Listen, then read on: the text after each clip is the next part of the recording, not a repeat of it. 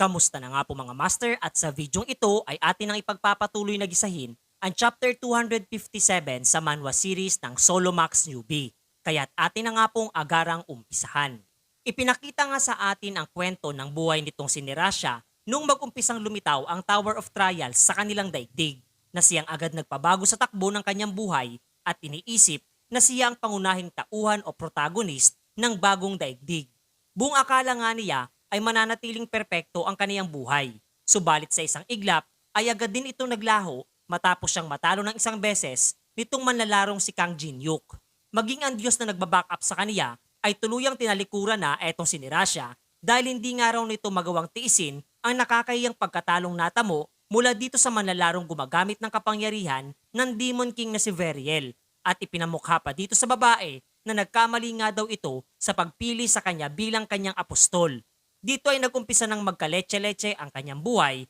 at maging ang kanyang guild na pinamumunuan ay dahan-dahan ng nililisan ng kanyang mga miyembro sa nakababahalang bilis ayon nga ito sa mga impormasyon na nakalap nitong sina Aaron at Chandra.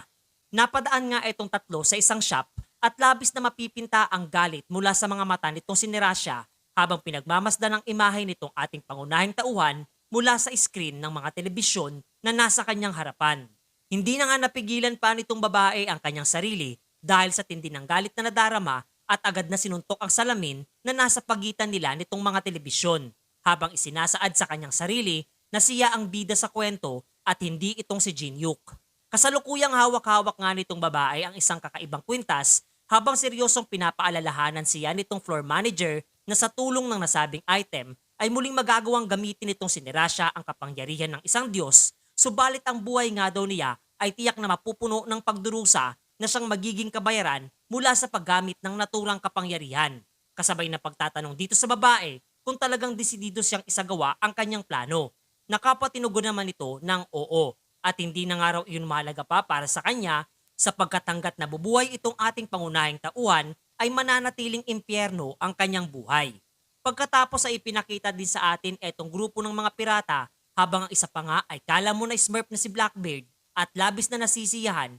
sapagkat napakarami nga daw ang mga bilang ng mga hangal na manlalaro na kasalukuyang nasa karagatan at walang kaide-ideya kung gaano kahangal ang kanilang pagpapasya. Gayun din ay hindi nga raw magtatagal pa ang kanilang mga buhay sapagkat kasama ng kanilang mga sasakyang pandagat ay lulubog din sila patungo sa kailaliman nitong karagatan. Hanggang sa maya-maya ay napukaw ang atensyon nitong isa sa mga pirata nung kaniyang mapuna ang isang mumunting bangka na kasalukuyang patungo sa kanilang direksyon. Sa halip nga na mabahala ay mas nasiyahan pa etong mga pirata sapagkat mayroon nga daw silang manlalarong mapagtitripan at kapwa direktang tinumbok ng kanilang dambuhalang barkong sinasakyan ang kinaroroonan nitong nasabing manlalaro. Sa mga oras nga na iyon ay inilabas ng nasabing individual ang kanyang pagmamay-aring espada at gamit lamang ang isang wasiwas nito ay agad na nahati sa dalawa ang nasabing barko na kaagad nagpalubog dito kasakasama ang mga piratang nakasakay. Eto nga ay si Chun Yusong na nagrereklamo na rin sapagkat kahit gaano nga daw kadami ang mga piratang kanyang tinatapos ay sadyang hindi pa rin maubos-ubos ang bilang ng mga ito hanggang sa bigla na nga lamang may isang boses ang tumawag sa kanyang atensyon at natanong siya kung gaano pa katagal ang kanyang kinakailangang oras bago pa tuluyang marating ang pinaka-target nitong destinasyon. Agad namang nakilala nitong si Chun Yusong ang nasabing boses na wala ngang iba kundi ang ating pangunahing tauhan, kasakasama etong si Nalitay Min. Aminado nga itong kanyang dakilang stalker na maging siya ay hindi makapaniwala na makakakuha ng ganito kalaking barko etong si Jin-yook at seryosong nagtanong sa kanya kung sino na naman sa pagkakataong ito ang kanyang na-blackmail na hindi naman nagustuhang marinig nitong binata. Pinagmasdan nga rin itong si Chun Yusong itong dalawa pa nilang kasamahan at naalalang napakatagal na noong huling beses silang apat ay nagkasama-sama upang magsagawa ng isang misyon. Ninais namang malaman nitong binata kung ano na ang kasalukuyang kalagayan nitong si Teresa. Lalo na't kabilin-bilinan nga daw niya sa kanyang dakilang stalker na bantayan ng maigi ang nasabing babae na kapwa naman hindi nagusto ang marinig nitong si Chun Yusong lalo na ang pagiging feeling bossing nga daw nito sa kanya. Ayon nga dito sa kanyang dakilang stalker na sa kasalukuyan ay tinatahak din niya ang direksyon at lokasyon kung saan naunang pumunta etong si Teresa na talagang ipinagtaka nitong si Jin-yook na marinig. Ayon pa nga kay Chun Yusong na noong una ay magkasama sila nitong dalaga na tumapak sa starting point upang makasiguro ng magagamit na barko. Hanggang sa walang ano-ano ay bigla na lamang sumulpot sa kanilang harapan ang mga individual na tinatawag ang kanilang mga sarili bilang Holy Cross Knights at binigyang diin na dapat nga raw tumugon na sa tawag ng kanyang tungkulin etong si Teresa habang ipinagmamayabang ang ugnayan ng mga ito sa mga arkanghel ng Eden. Plano nga daw sana niyang turuan ng leksyon ang mga nasabing individual, subalit pumagitna na sa kanila etong saintess na si Teresa at nangako na lamang dito sa dakilang stalker ng ating pangunahing tauhan na muli siyang ligtas na babalik. Sadyang mababakas nga ang matinding galit nitong nadarama mula sa aura niyang inilalabas habang tinatanong etong si Jinyuk na hindi ba't nangako nga raw ito na siya na ang bahala mula sa gusot na nilikha ng mga arkanghel. Malalim na nag-isip etong ating pangunahing tauhan hinggil sa grupong tinatawag ang kanilang sarili bilang mga Holy Cross Knight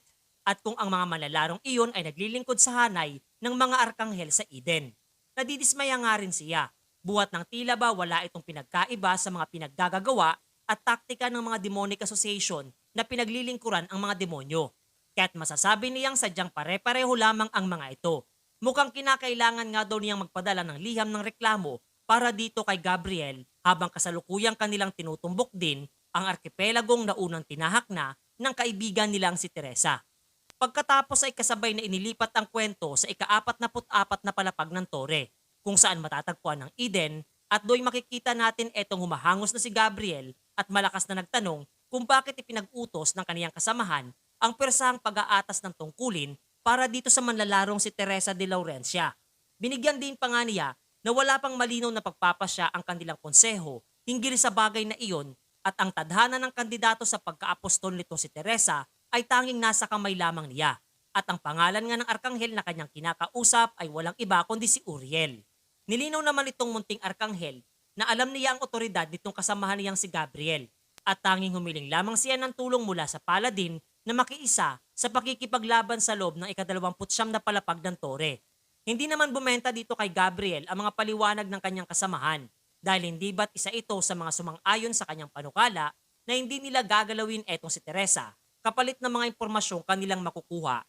tungkol sa aklat na Necronomicon. Muli naman siyang sinagot nitong si Uriel na wala pa siyang intensyon na gisingin ang kanyang pagiging isang ganap na apostol at tanging tinugon lamang niya ang mga kahilingan nitong grupo ng mga manlalarong tagasunod ng Diyosa ng Liwanag. Ayon nga daw sa mga ito, nalubaan nilang kinakailangan ang magiging kanilang gabay upang mas makaakay pa ng mas maraming tagasunod patungo sa landas ng liwanag. Sa kasalukuyan nga rin daw ay naghahanda na ng malaking hukbo ang Demon Realm gamit ang mga manlalarong nasa kabilang panig, kung kaya't nararapat lamang din nila itong aksyonan. Dagdag pa nga nitong si Uriel na mukhang nakakaligtaan na nitong kaniyang kasamang arkanghel kung ano nga ba talaga ang pinakarason kung bakit sila nabubuhay. Ito nga daw ay ang wasakin ang kasamang namamayani sa mundong ito at ayon ito sa kahilingan ng kanilang ina. Kaya't batay nga rin daw sa naturang misyon ay kanilang gagawin ang lahat ng paraan at makakaya dahil ito ang kadahilanan kung bakit naruroon silang mga arkanghel sa Eden. At hindi nga raw dapat ito makalimutan ng arkanghel na si Gabriel.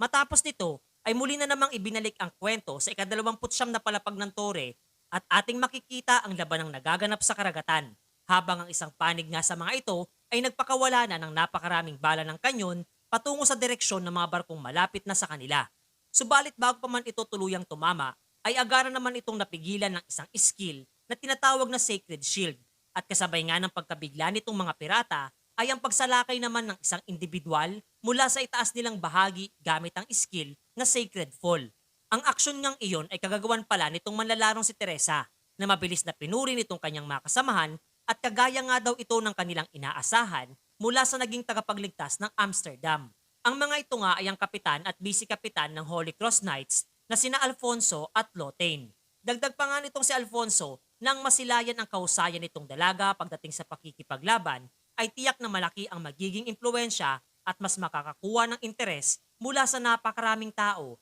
upang maging tagasunod ng Goddess of Light. Patuloy namang nananatiling walang kibo etong dalaga, bagamat nasa parehong panig ang kanilang kinabibilangan. At ang bagay na ito ay agad namang naunawaan nitong si Alfonso dahil malamang ay nag-aalala ito sa kung ano ang magiging reaksyon nitong manlalarong si Kang Jinyuk, kasabay ng pagbibigay ng seguridad na sila na ang balang makipag-usap at magpaliwanag sa lahat ng mga nangyayari habang patuloy lamang ang pagduwal nitong si Lothain na sadyang mahihiluhin at mahina ang sikmura pagdating sa pagsakay ng barko. Nakiusap nga ito sa kaniyang kapitan na mas mainam na bilisan na lamang nila ang pagtapos sa misyon nilang dapat isagawa sapagkat hindi na niya makakayanan pang tumagal sa paglalayag sa karagatan. Pinakalma naman siya nitong si Alfonso at optimistic na nawikang agad din namang makaka-recover etong kanyang busy kapitan oras na nakatapak na sila sa kalupaan. Kaya tuwag na nga raw itong panghinaan ng kalooban lalo na't abot tanaw na nila ang istang kanilang target upang maibahagi ang pagpapakalat ng kanilang paniniwala. Sa mga oras nga na iyon ay patuloy lamang ang malalim na pag-iisip at pagbabalanse nitong si Teresa sa mga bagay-bagay. Sa totoong araw ay nais niyang manatili sa tabi nitong ating pangunahing tauhan, subalit kung hindi nga daw siya susunod at tutugon sa panawagan ng Eden para sa kanya, ay tiyak na maglalagay lamang ito sa kapahamakan para kay Jinyuk. Ilang sandali pa nga ang lumipas at matagumpay nang nakadaong ang barko nilang sinasakyan sa nasabing isla at sadyang masisilayan ang pagkabigla sa pagmumukha nitong si Teresa buwat nang nakatutok sa ulong bahagi nitong si Alfonso ang isang baril na kagagawan nga nitong ating pangunahing tauhan habang nakangiting asong nagtanong kung ano nga daw ba sa tingin nitong lapastangang manlalaro ang kanilang ginagawa para dito sa isang malagang miyembro ng kanyang guild mga master.